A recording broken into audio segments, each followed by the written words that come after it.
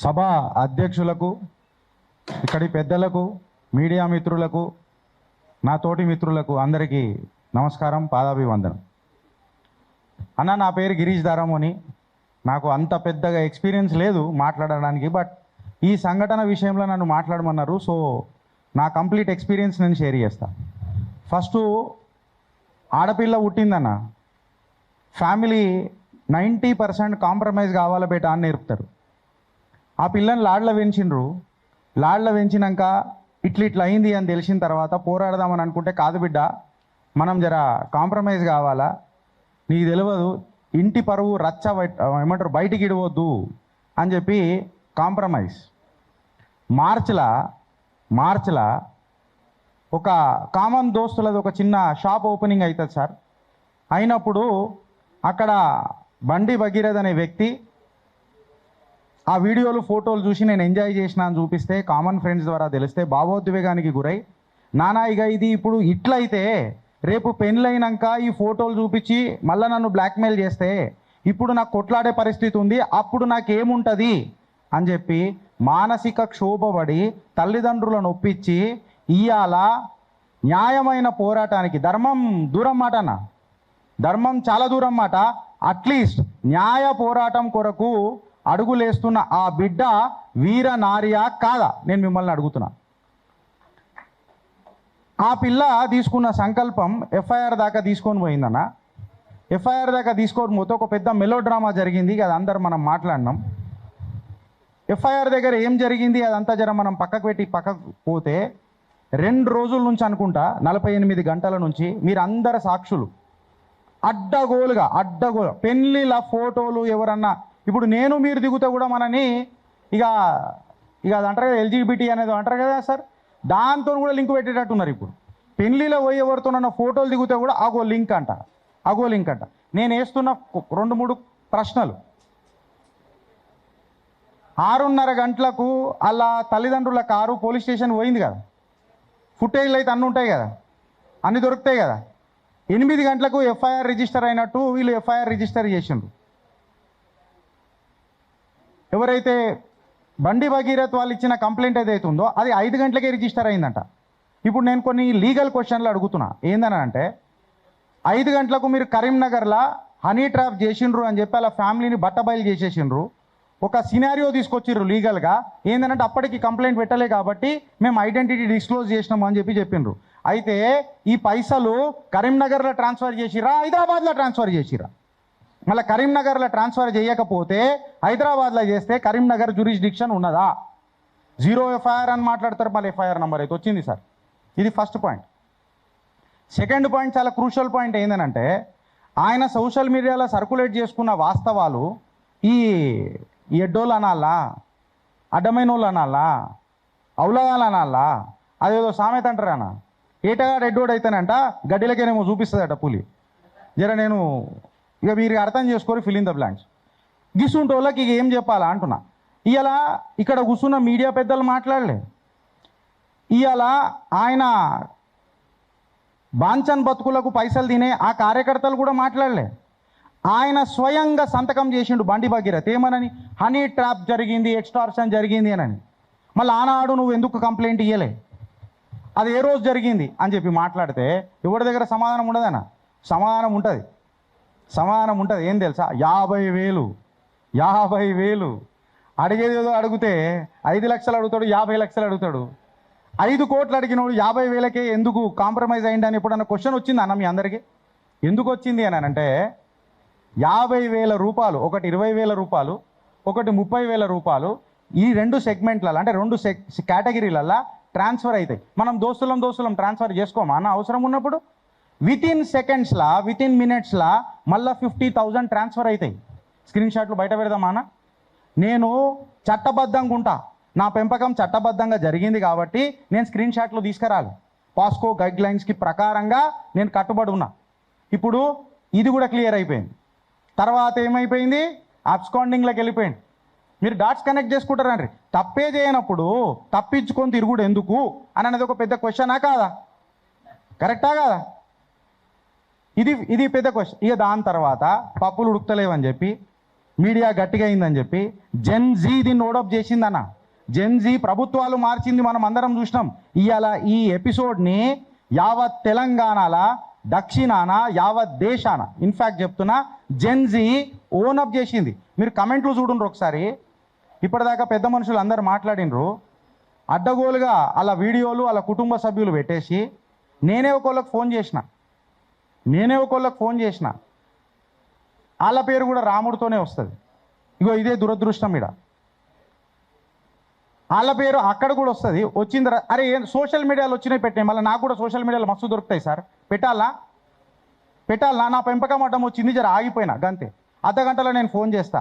ఇవాళ దగ్గర నాకు తెలిసి 72 గంటలు అయింది, నాకు ఫోన్ రాలే. నేనేమనన్నా, నువ్వు నరేటివ్ నడిపించుకుంటే నడిపించుకోరా భయ్, నీకు ఏ ఇష్టము నాకు బి ఇష్టము, నువ్వు నడిపించుకో. బట్ నేనేమంటున్నా, నువ్వు చట్టబద్ధంగా నడుపు కదా, నడిపేది ఉంటేదన్నా. అది కాదు, నడిపిండ్రు. ఇప్పుడు కీలకమైన అంశానికి వద్దామన్న. చాలా పెద్ద సందిగ్ధం ఉంది కదా మీ అందరికీ. చిల్లర కొడుకులు నేను సార్, మీరందరూ పూజ్యులు పెద్దలు, జర నా లాంగ్వేజ్ కంట్రోల్ అవ్వడం కష్టం, ఎందుకంటే బాధని దగ్గరికేం చూసిన. చిల్లర కొడుకులు ఒకడు ఏమన్నాడు, ఈ పిల్ల మేజర్ అట అన్నారా లేదా? ఈ మాట పిల్ల మేజర్ అట. దానికి కంటెన్షన్గా వీళ్ళు ఆధారాలు ఏది పెట్టిర్రనంటే 2008 బర్త్ సర్టిఫికేట్ ఉంది, 2010 బర్త్ సర్టిఫికేట్ ఉంది అని చెప్పి మాట్లాడారు. దానికి ఆధారాలు ఏం తీసుకొచ్చిర్రంటే, వీళ్ళు ఏదో ఒక ట్రాఫిక్ చలాన్ కేసు తీసుకొని వచ్చి ఆ ట్రాఫిక్ చలాన్లా ఈ పిల్ల వయసు ఎంత అనంటే 15 సంవత్సరాలు చెప్పిందట. ఇది ఎప్పుడు బుక్ అయింది చలాను? 2021లో బుక్ అయింది. అంటే 2021లో ఈ పిల్ల 15 సంవత్సరాలు ఉంటే 2026లో 21 సంవత్సరాలు కదా. వీళ్ళు అయ్యలు మస్తు లెక్కలు చెప్పిర్రు అనిపించింది నాకు. లెక్కలు మస్తు చెప్పి అయ్యలు మస్తు నేర్పించిర్రు లెక్కలు అని చెప్పిన. ఈ లెక్కలలో తిక్కలు ఉన్నాయి. ఎందుకు చెప్పాలా అన్న? ట్రాఫిక్ చాలానప్పుడు ఎవడన్నా బర్త్ సర్టిఫికేట్ చూసిండా అన్న? ట్రాఫిక్ చాలానప్పుడు ఎవడన్నా మెట్రికులేషన్ సర్టిఫికేట్ చూసిండా అన్న? ట్రాఫిక్ చాలానప్పుడు నీ ఏజ్ ఎట్లా నిర్ధారించింది అనేది ఒక క్లారిటీ వచ్చిందా అన్న? నువ్వు మామూలుగా నిలబడ్డప్పుడు పోలీసు వాళ్ళు అడిగినప్పుడు చిన్న పసికూనలు భయపడరా? ఏమైంది అని అంటే, ఎంత నీ వయసు అంటే 15 అని చెప్పి రాసేసి అయిపోయింది. దాన్ని పట్టుకొని వీళ్ళు వేస్తారు. ఇంకా ఇలా సక్కదనాలు చూడుర్రి. It was a mutual consent అంట. అరే అవులాగా, నేను అందుకే అన్న ఏటగాడు ఎడ్డోడు అయితే ఏమో మళ్ళీ గడిలకేనేమో అని అన్న పూలి. ఎందుకని అంటున్నా అంటే, ఇది పాక్సోరా మైనర్రా. ఇప్పుడు ఇంకొకటి చూడుర్రి క్రూషల్. ఆ న్యూస్ ఛానల్ పేరు కూడా చెప్పొచ్చు కదా సార్? చెప్పొచ్చా? మగధా న్యూస్ డైరెక్ట్ చెప్తున్నా నేను. లక్ష్మి గారు మీకే అండి. డంకేపే చోట్ సవాల్ ఇసురుతున్నాడు గిరీష్ దారాముని. 2008 నుంచి 2010 మేజర్ లెక్కలు వస్తాయా మీకు? జర్నలిజం ఇన్ని రోజుల నుంచి చేస్తున్నారు కదా, లెక్కలు వస్తాయా? 2008 తీసుకున్నా 2010 తీసుకున్నా మైనరే కదా. ఇలా మాటలలో మనువడ ఇది కరెక్టేనా? నువ్వు 2008 తీసుకున్నా మైనరే, 2010 తీసుకున్నా మైనరే. ఇప్పుడు వీళ్ళు ఏం మాట్లాడతారండి? ఫేక్ సర్టిఫికేట్ అని మాట్లాడతారు. ఒక ఫ్యాక్ట్ ఏంటంటే, ఈ మిస్ మ్యాచ్ అయిన డేట్ కోసం కరెక్షన్ పెట్టిరు సార్. కరెక్షను జూన్ 2025లోనే పెట్టిరు సార్. పోలీసు వాళ్ళు సెక్షన్లు మార్చిండ్రంటే, పోలీసు వాళ్ళకి ఎంత ఒత్తిడి వేసిర్రో ప్రత్యక్ష సాక్షి ఆ రోజు సంధ్యాకాలం సూర్యుడే సాక్ష్యం, ఇంకెవరు కాదు సార్. సంధ్యాకాలం ఆ రోజు మే 8 అనుకుంటా, ఆ రోజు సూర్యుడే సాక్ష్యం. వాళ్ళు ఏ రకంగా ప్రెషర్లకు అనుభవించిర్రో అనేది నాకు తెలుసు. బాధితులతో మాట్లాడుతున్నప్పుడు స్టేట్మెంట్ రికార్డ్ చేస్తారు కదా సార్. స్టేట్మెంట్ రికార్డ్ చేస్తున్నప్పుడు ఒక 17 సంవత్సరాల బాలిక ధైర్యం చేసుకొని మాట్లాడుతున్నప్పుడు ఆమెను డిస్టర్బ్ చేస్తారా సార్ ఎవరైనా? 10 నిమిషాలకు ఒకటి ఫోన్ చేస్తాడు, 5 నిమిషాలకు. అంటే ఒత్తిడి మీదికైనా ఎంత ఉందని అనేది చూడండి. ఇప్పటిదాకా పృథ్వన్న మాట్లాడింది, పెద్దలు మాట్లాడింది అబ్సల్యూట్లీ కరెక్ట్. ఏదో ఒక పవర్ ఆఫ్ ఇన్ఫ్లుయెన్స్ చేస్తుంది. చేసినా లేదా? క్లియర్ చేసిన. పాక్సో ఎందుకు పడ్డది అని అంటే, వీళ్ళు ఆనాడు ఇప్పుడు ఫర్ ఎగ్జాంపుల్ వాళ్ళ అమ్మగారు పోయి కంప్లైంట్ ఇచ్చింది, పెద్దలు పూజలు అందరు కూర్చొని ఉన్నారు. అన్న ఇచ్చింది ఫైనల్ ఇన్స్పెక్షన్ రిపోర్టా లేకపోతే ఫస్ట్ ఇన్ఫర్మేషన్ రిపోర్టా? ఎఫ్ఐఆర్కి ఫస్ట్ ఇన్ఫర్మేషన్ రిపోర్ట్. ఇది గట్ట రాయాలని చెప్పి కంప్లైంట్ చేంజ్ చేయమంటారు. అంటే ఒత్తిడి. దాని తర్వాత ఈ సంఘటన మొయినాబాద్లో జరిగింది కదా, గాడికి పోవాలా, వీడికి మేము ఎట్లా పోతాం, మాకు ప్రాణాలు భయం అవుతున్నాయి, మేము పోలేము అని చెప్పి ఆ బాధితులు మాట్లాడితే పోలీస్ ప్రొటెక్షన్ ఇచ్చి పంపిస్తానని అంటారు. పోలీస్ ప్రొటెక్షన్ అంటే అక్కడ ఉన్నోళ్ళు కొంతమంది, నేను కూడా ఉన్నా, లేనని అంటలేను, అక్కడ ఉన్నప్పుడు మాట్లాడుతుంటే మళ్ళీ 0 ఎఫ్ఐఆర్ ఇవ్వడనే చేయొచ్చు కదా. What is this non sense అని చెప్పి మేము మాట్లాడితే అప్పుడు మేము చేస్తాం. 12:45 6 గంటల నుంచి 12:45 అక్నాలెడ్జ్మెంట్ దొరికింది సార్, ఎఫ్ఐఆర్ దొరకలే. మళ్ళీ తెల్లారి 10:30 11 గంటలకు ఎఫ్ఐఆర్ దొరికింది. దాని తర్వాత స్టేట్మెంట్ రికార్డ్ అయింది, బెయిలబుల్ సెక్షన్స్ వచ్చినాయి. దాని తర్వాత మీరందరు సాక్షులు అయినరు, నాన్ బెయిలబుల్ సెక్షన్లు వచ్చినాయి. ఇవాళ దాని తర్వాత మనుషులు పరారులు అయిపోయింది. అదేందో ఈ గేట్ కార్డ్కి వస్తుంటే కూడా గేట్ కార్డ్ అని ఒక ఫోటో కనిపించింది. అదే అంటారుగా, సౌమిని సాంప్రదాయని సుప్పిని చొక్కమైన సొంటిని ఇలా మనం చూసినాం. దాని తర్వాత టైం ఉంది కదా నాకు 2 నిమిషాలు. దాని తర్వాత ప్రధానమంత్రి వచ్చిండు. ప్రధానమంత్రి వచ్చినప్పుడు ప్రధానమంత్రి ఆయన పథకాలు ఏదో చెప్పుకుంటాడు పోతాడు. ఇంట్లో ప్రధానమంత్రి వచ్చినప్పుడు కూడా కుటుంబాన్ని తీసుకొని వచ్చారు. ప్రధానమంత్రి కూడా నాకు తెలిసి ఎంబారాజ్ అయి ఉంటాడు. ఇది ఎక్కడ పంచాయతీ అని. ఇక్కడ ఎట్లయిపోయిందంటే స్టేజ్లో ఎట్లయిపోయిందనంటే బండి ఏతో మున్కినే అన్నట్టు అయిపోయింది. మోడీ ఏతో మున్కినే కాదు, బండి ఏతో మున్కినే అన్నట్టు అయిపోయినట్టు. సెకండ్ ఏమైందనంటే హిందూ ఏక్తా యాత్ర పీఠాధిపతుల ముంగట రామాయణంలో వీళ్ళ కుటుంబం వచ్చింది. ఏడికైనా వచ్చిందో నాకు అర్థం కాలే. నేను నిన్న రాత్రంతా చదివిన, నా కళ్ళ కింద డార్క్ సర్కిల్ అయినా వీళ్ళ కుటుంబం ఏడికైనా వచ్చింది అని చెప్పి నేను ఆంజనేయ తపస్సుకి ఇక పోదామని అనుకుంటున్నా హిమాలయాలకి. ఇక పంచాయతీ వద్దు, నాకు ఇక వద్దు. మాట్లాడితే దాడులు చేస్తారు కదా, మళ్ళా నేను భయపడుతున్నా. కార్లో 2 డైపర్లు కూడా పెట్టుకొని వచ్చిన. సో భయం అవుతుంది నాకు, నిజంగానే అవుతుంది. సో నేనేమంటున్నా అంటే బ్రదర్, ఇంతగానం ఎందుకు నువ్వు జవాబు ఎందుకు ఇవ్వవు? నువ్వెందుకు ముంగడికి తీసుకురావు? నువ్వెందుకు సబ్మిషన్గా రావు? దాడి అని అనేది వర్కౌట్ అవుతుందా ప్రతిసారి అని అనేది ఒక పెద్ద క్వశ్చన్ సార్. ఇవాళ లాస్ట్ బట్ నాట్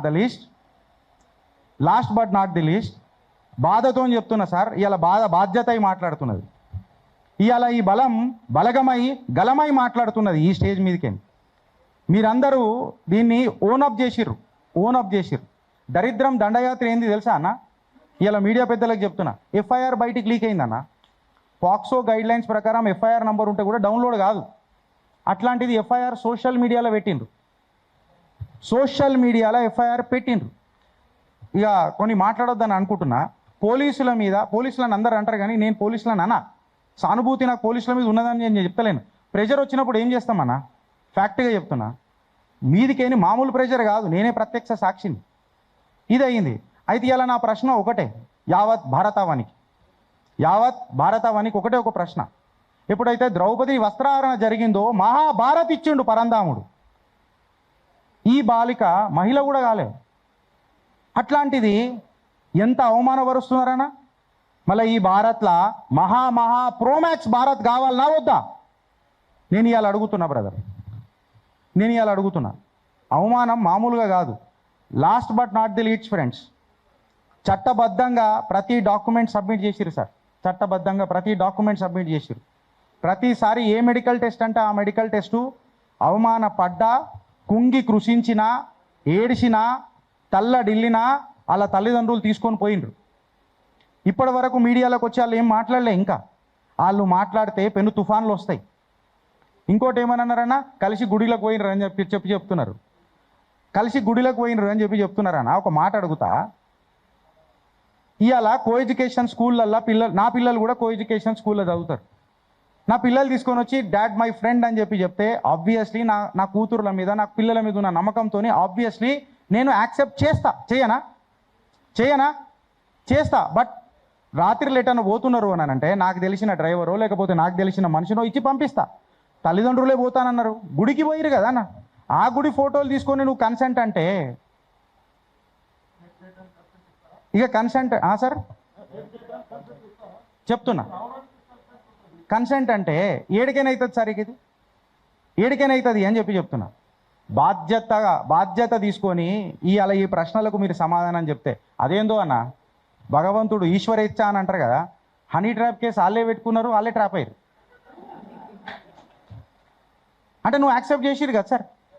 నేను లీగలే మాట్లాడుతున్నా సార్. నా మీద దాడి జరిగితే ఇదే ప్రెస్ క్లబ్ సాక్షిగా. ఎందుకంటే నేను లీగల్ తప్పేదని అసభ్యంగా మాట్లాడినా సార్. ఎక్కడ మాట్లాడలేదు. లాస్ట్కి నేను ఒక క్వశ్చన్ అడిగి నేను పోతున్నా. ఏందనంటే మళ్ళీ ఈ పిల్లకు ధర్మం అయితే దూరం మాట సార్. న్యాయమైన ఇద్దామా సార్? ఈ పిల్ల యావత్ తెలంగాణకు అమ్మవారిలా పరిచయం చేయాలి. ఆ పిల్ల ధైర్యానికి మనం అందరం కట్టుబడి ఉండాలా. ఆ పిల్లకు పాదాభివందనం చేయాలా.